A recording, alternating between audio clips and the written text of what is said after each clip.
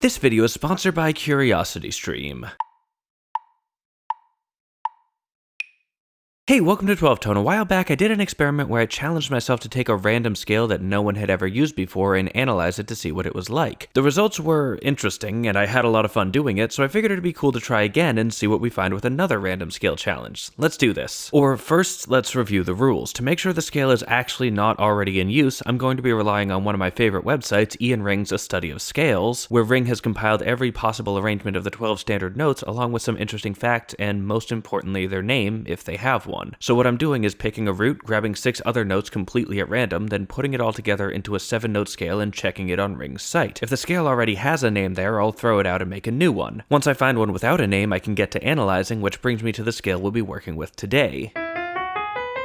Awesome, okay, first impressions, we've got a perfect fifth. Last time we had to deal with the fact that our scale didn't really have a complete 1 chord, which made it very hard to write good progressions in, but here we have not only a perfect fifth, but also effectively a major third, which means we've got ourselves a major scale. Not the major scale, obviously, that one already has a name, but still, we're off to a pretty good start. The next step is melodic features. There's 3 things that stand out to me here. The first is this leap between the 4th and 5th notes. Generally speaking, having a leap like this is going to sound jarring. We're used to scales with notes that are either a half step or a whole step apart, so seeing a minor third makes it feel a bit alien. Here though, I don't think that has much of an effect. Check out what happens when we just walk up and down the scale.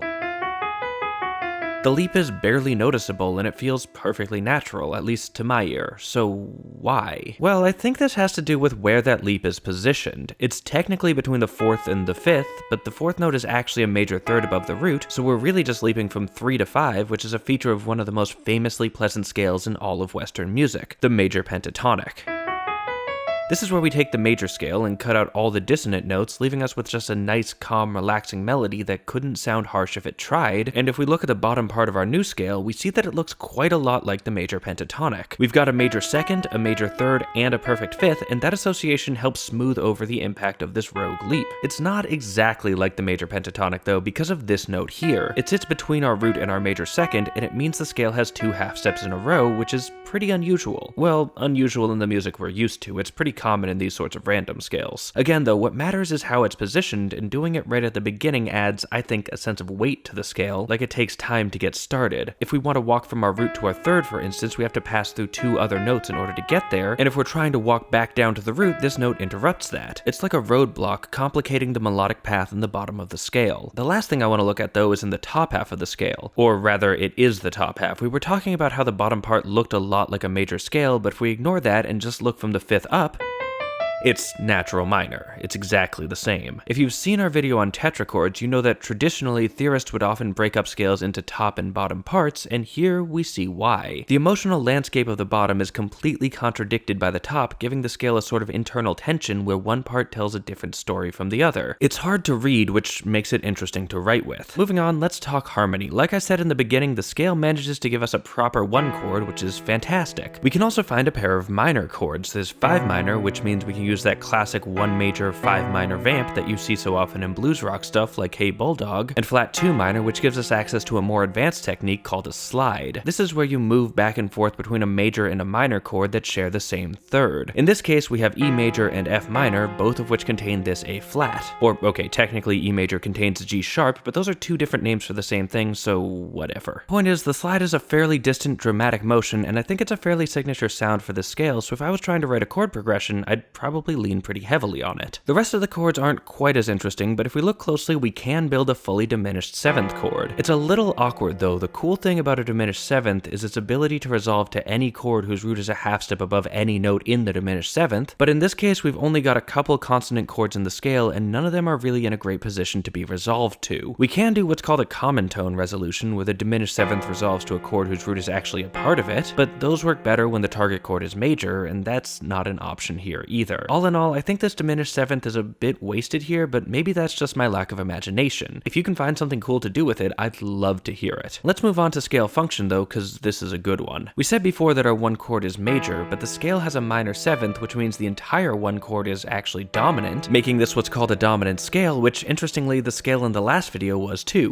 What are the odds? Well, if I'm doing my math correctly, the odds of getting a dominant scale are about 27%, so getting one twice in a row is roughly a 7% chance, but that's not the point. The point is, dominant scales are great. Basically, they're a special kind of chord scale, which is a scale that you use temporarily while playing over a specific chord. Dominant scales are the ones you use over dominant seventh chords, and since dominant sevenths are the primary drivers of motion in traditional Western harmony, dominant scales are the place where we get to have the most fun. There's really dark, dissonant dominant scales like altered, and bright, happy ones like Lydian dominant.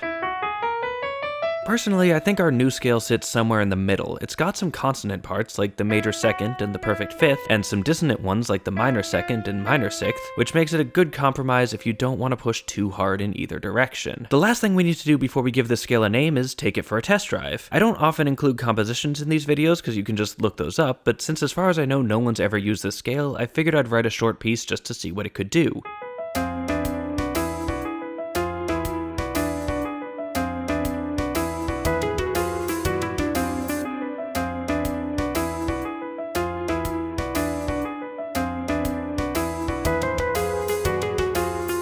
Nothing super fancy, but I tried to emphasize those harmonic relationships I was talking about earlier. I think it's a really versatile scale though, which brings me to the final step.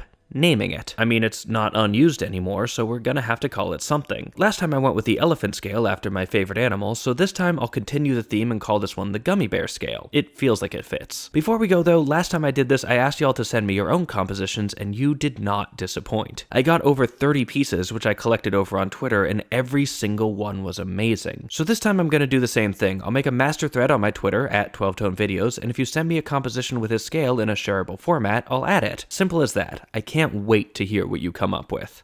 Which brings me to this video's sponsor, CuriosityStream. CuriosityStream is a streaming service specifically for documentaries, and they've got lots of amazing titles to choose from. Since we're talking about trying new things for the fun of it, now seems like a good time to recommend one of my favorite documentaries, Can a Computer Write a Hit Musical? Check it out. The hills are alive with the sound of... This one's pretty self-explanatory. It follows the attempt to combine different AI systems along with some human guidance in order to produce a complete musical. Why? Well, I'll let them explain. Why would you want a computer to write a musical? To see if it can. And can it? Well, you'll have to watch the documentary. Anyway, back to the paper. It's a really great library, and they're even offering 12tone viewers a free 30-day membership. Just click the link in the description, then use the promo code 12tone when signing up. And don't forget to check out the entire section dedicated to David Attenborough films. And hey, thanks for watching, and thanks to our Patreon patrons for supporting us and making these videos possible. If you want to help out and get some sweet perks like sneak peeks of upcoming episodes, there's a link to our Patreon on screen now. You can also join our mailing list to find out about new episodes, like, share, comment, subscribe, and above all, keep on rockin'.